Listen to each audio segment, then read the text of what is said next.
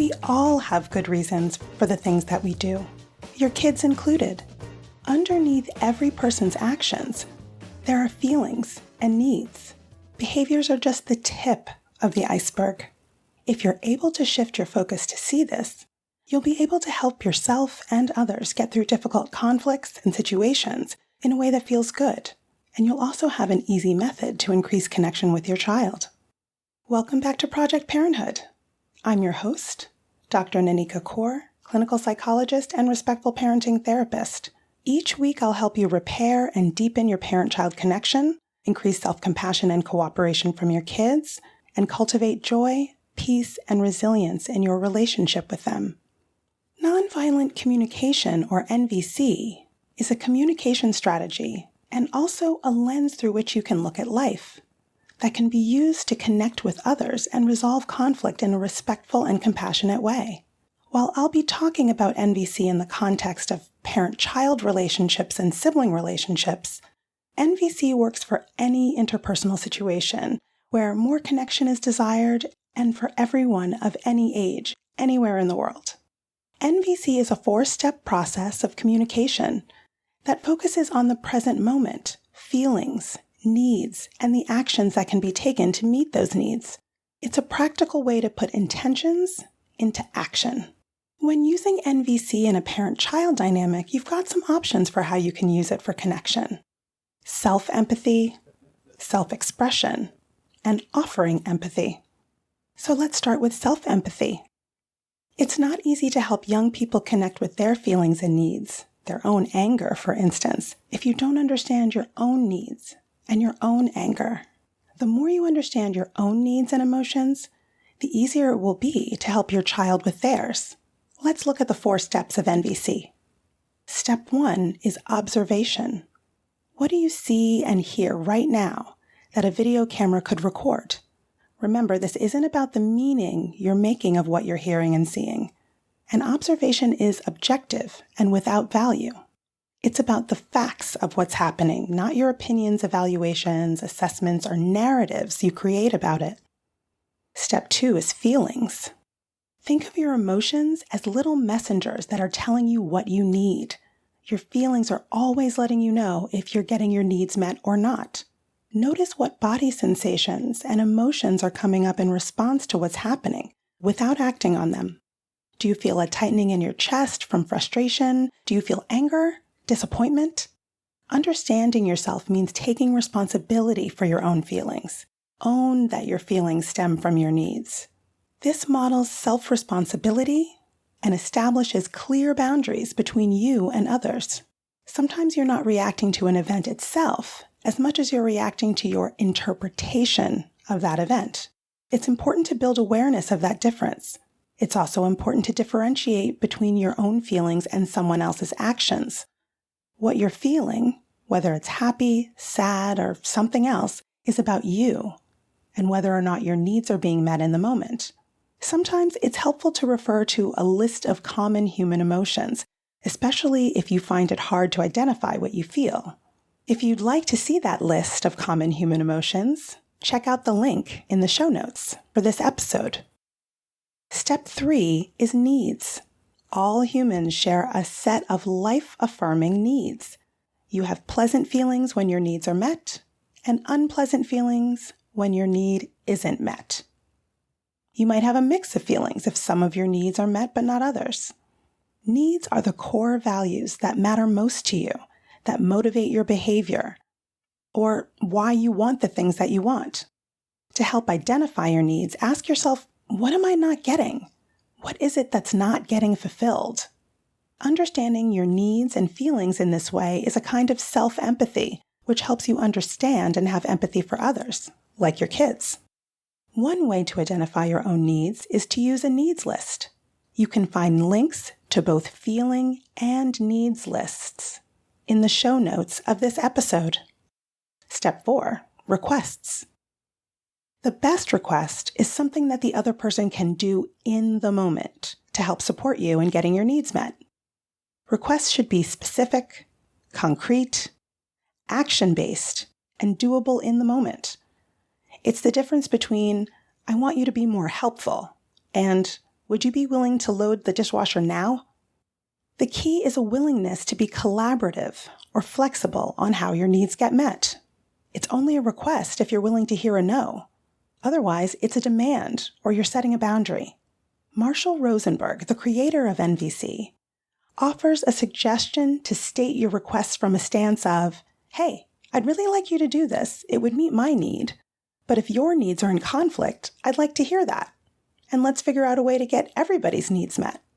Self-empathy can be helpful when you're experiencing parenting guilt, feeling overwhelmed, or when, for example, your child has just done or said something that doesn't meet your needs for kindness and consideration, so you feel hurt or angry. Instead of telling yourself, she's such a brat, you can reframe. You could say, when I hear her say to me, shut up, Mom, I feel resentful because I really value respect. Let's talk about offering empathy. Empathy for others means understanding the feelings and needs behind their actions. You can strengthen your empathy skills by focusing your attention on your child's needs. What all people have in common is that everyone has needs. This stance can help you manage conflicts before they escalate.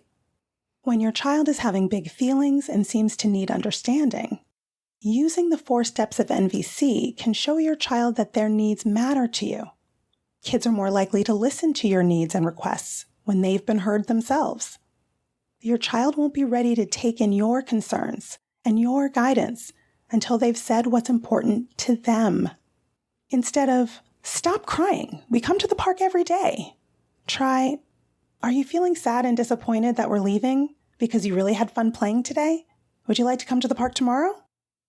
Let your child express themselves and cry all of their tears. Show them with your patient words and actions, I'm staying right here and trying to support you. Now let's talk about expressing your observations, feelings, and needs and requests. When your kids are resisting your requests, or if they've done or said something you don't like, you might be tempted to blame or criticize them using you statements like, you're such a slob. You don't care about our home at all. Instead, pause and take a deep breath. Identify your judgmental thoughts and your unmet needs and communicate that using I statements instead. This could sound like, when I see your clothes lying on the floor, I feel sad and anxious because I really value order and cooperation. Would you be willing to pick up your clothes and put them away by 7 p.m. this evening?